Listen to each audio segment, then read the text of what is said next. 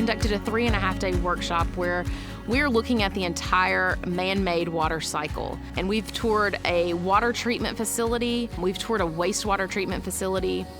We've looked at the engineering and the technology that goes into planning a water system like ours. And today we're out here at the Cubahatcha Outdoor Education Center where we're learning about watersheds and how we take care of the water quality in our reservoirs. With our new science standards and how it's three-dimensional and everything needs to start tying together for our kids and for our teachers, and just being able to pull physical science and life science and earth science, and it's all here in this one facility that our teachers and our students really don't know about. So that was the piece that excited Heather and I on this one, that just an awareness, bringing out that awareness and tying it all together. Jennifer and I are very, very passionate about experiences, and so we were fortunate enough to experience the Tulsa Hall water tour together, and walking through with those children and listening to their ooh, ah, and wow moments. But not only that, but just our own ooh, ah, and wow moments just sparked us to say, not enough teachers know enough about this, and they need to know, and we can't let this opportunity pass.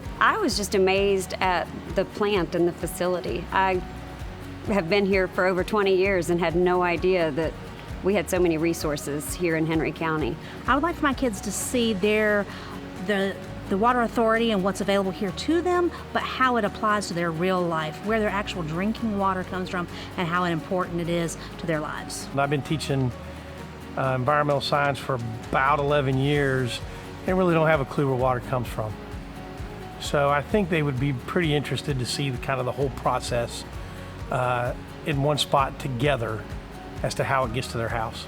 The whole rain to drain, students have to take responsibility of that. And so we get to teach them to be good stewards in the midst of teaching them the science. So that's powerful.